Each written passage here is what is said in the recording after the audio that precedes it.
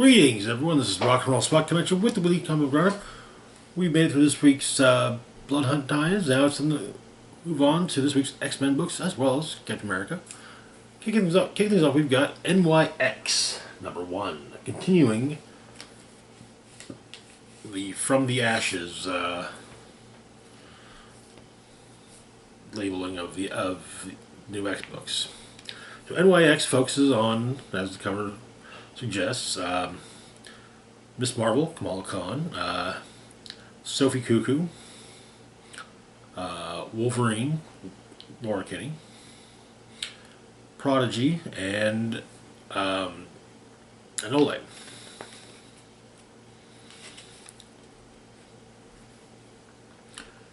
And so the issue begins with focusing on Kamala. Apparently,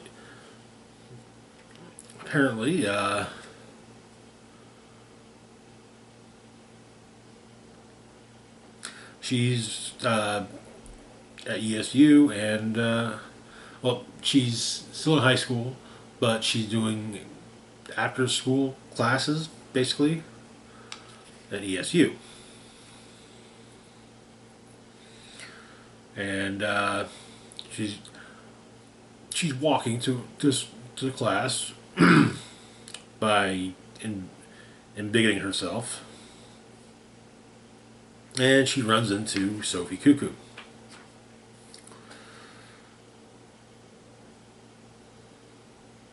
And she's actually able to tell Sophie from the rest of the Cuckoos, though the other Cuckoos aren't present.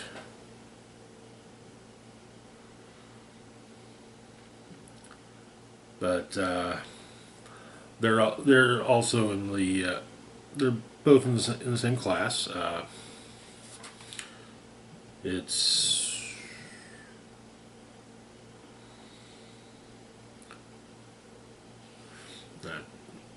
it is basically about Krakoa and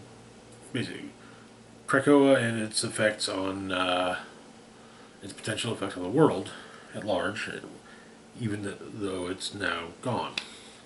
Professor is Prodigy, youngest professor in the school, but Sophie's there to basically keep Prodigy honest. But he starts off by saying that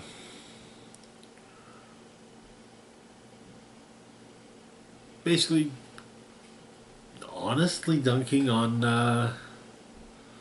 Xavier's dream by basically saying that Charles Xavier's dream was to take it forever.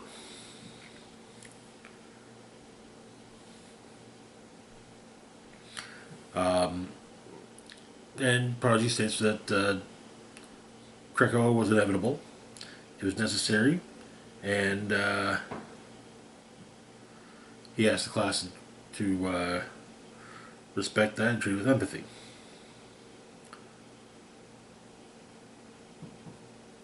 And a large part of the course is answering what was Krakoa, what will it become as its cultural institutions, its language, its religion integrates with the human world. Sophie calls him out.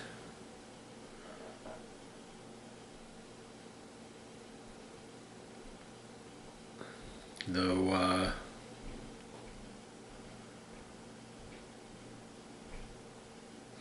she also points out that is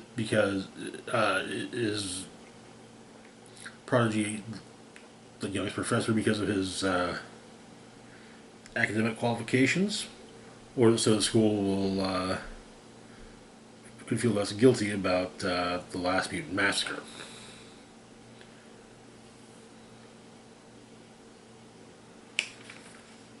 But Sophie and Kamala are become friends now, and she basically gets Kamala to stretch the truth, saying that she's going to be home late because of a study group. They go to a club, and Sophie basically uses her telepathy to get get them in the door.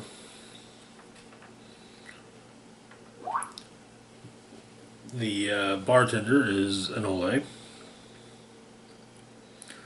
An anti-mutant terrorist pops up and decides to talk some shit to an Ole. Another one that looks like it's another one that takes a knife to an Ole, and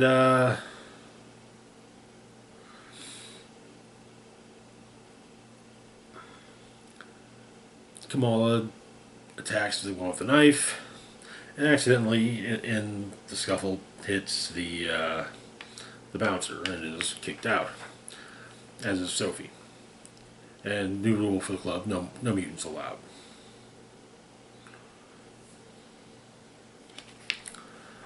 But Kamala snagged the phone of one of the anti-mutant extremists and calls Prodigy.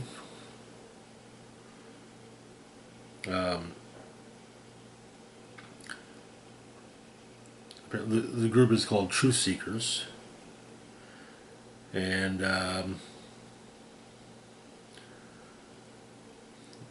Kamala can see where they're planning the next crime they're going to pin on mutants and catch them in the act.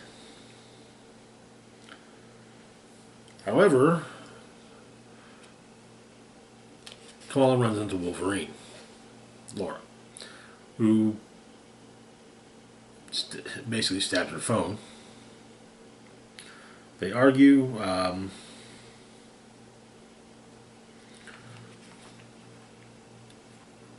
And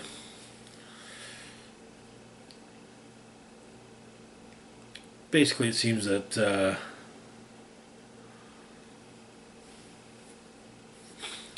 Laura doesn't have the highest opinion of Kamala. However, a train is attacked, seemingly by the Kamala assumes it's by the Truth Seekers, but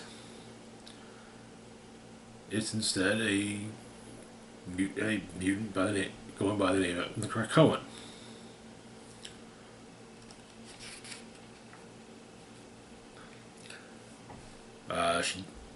She prevents the train full of train passengers from being killed in the Krakoan's attack.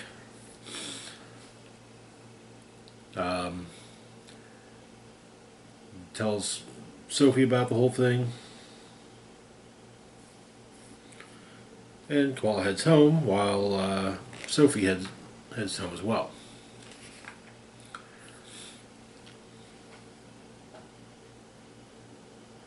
And Kamala gets home to her brother, who warned her to be careful.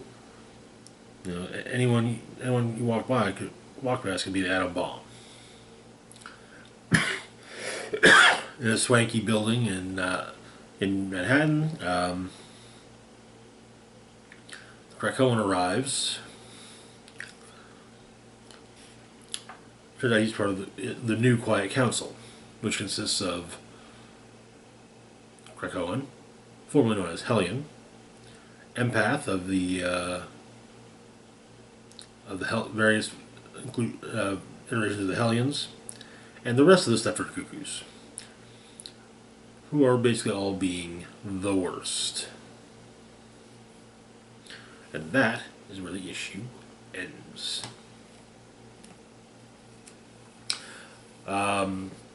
Kind of spitballing with theory here. Empath is manipulating the rest of the quote-unquote new Quiet Council. But we'll see. Moving on, though, to our next book, we've got Deadpool Wolverine WW3. Number 3. So,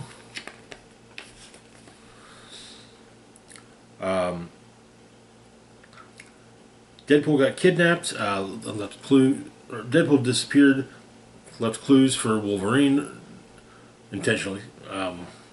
Turns out that Wade had been taken to a compound in Russia where an audience is waiting for him, and waiting for Deadpool for the reveal of a newly enhanced Deadpool, now known as Wade Wilson III, or WW3.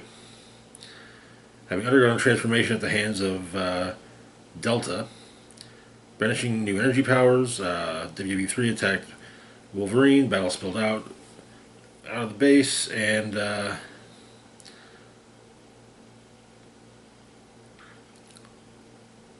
Delta's clients, those who watch, were enjoying the fight, but Delta had his teleporter bring Wolverine and Deadpool further into the Siberian tundra, and the battle ended with Wade severely injured, and he revealed to Logan that the cancer that had been eating away his body was supercharged by Delta, giving Wade a third shot at life by trading unlimited time for limited time with purpose. But seeing how the Delta's experiment was faltering, a monstrous third subject was released on the duo, and Deadpool was seemingly killed. So the issue opens with Deadpool demolishing the fourth wall, and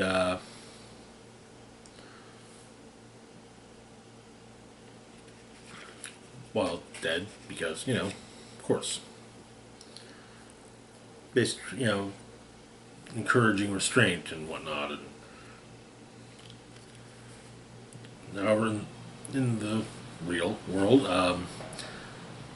Wolverine is facing off against the third test subject of Delta, while Delta is trying to get into Wolverine's head, basically say that he is just an animal. He's not more, despite what he tells himself, he's nothing more than an animal. And he attacks the creature, and then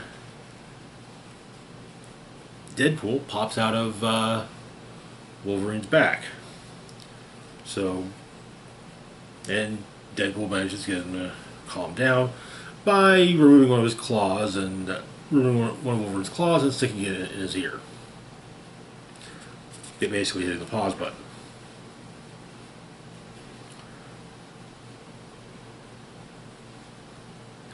But he gets Logan to calm down, and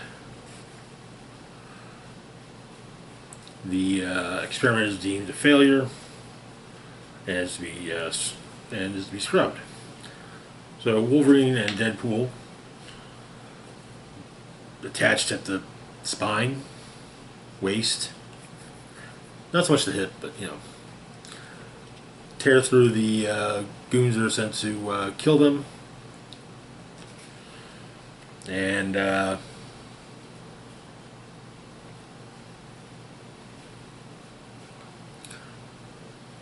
those that watch are not on board with Delta's decision to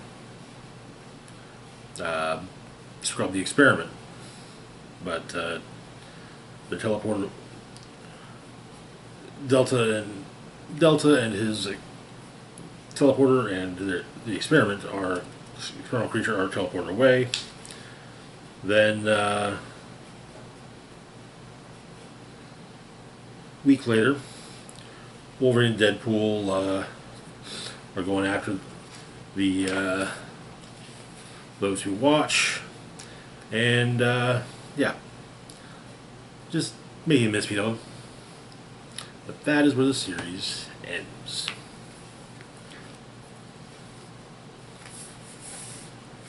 Basically, it seems that they're definitely setting up Delta for for future stories. So, otherwise, a fun series. You know, a good little way to for Marvel to cash in on Wolverine and Deadpool together in a movie. Moving on though to our last book for the moment, we've got Captain America number 11.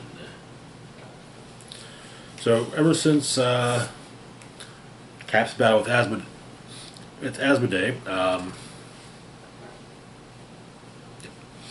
he's been tasked with finding additional change agents.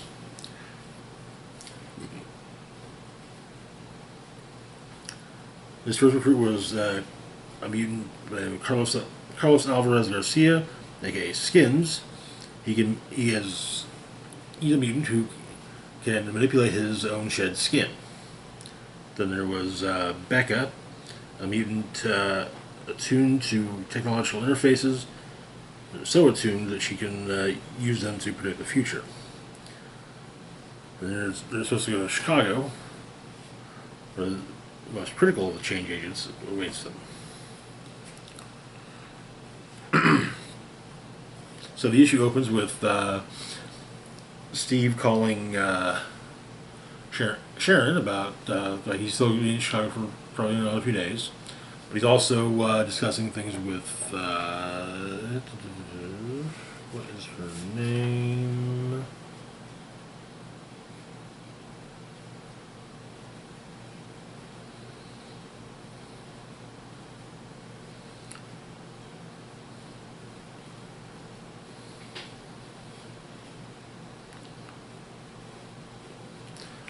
Lyra, who runs the front door cabaret,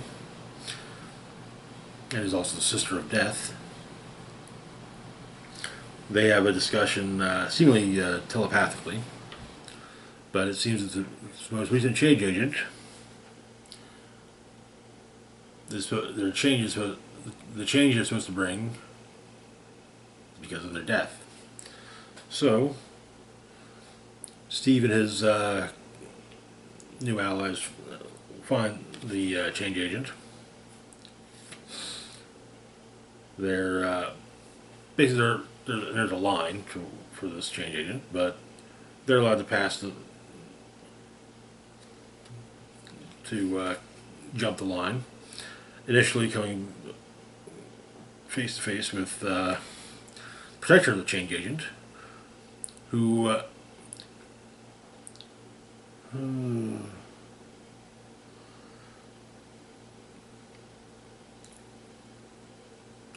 had an ancestor who 300 years ago could control the power cosmic, and 6 generations. It's the power cosmic is her power is not as strong as her.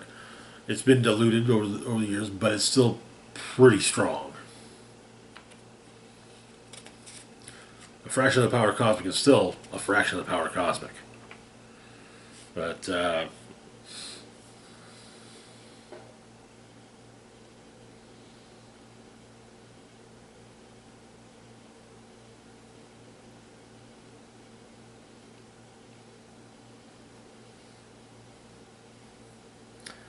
so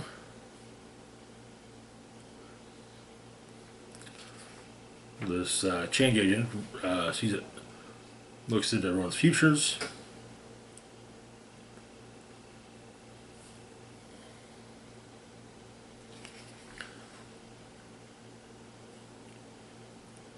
And the 3 of them go.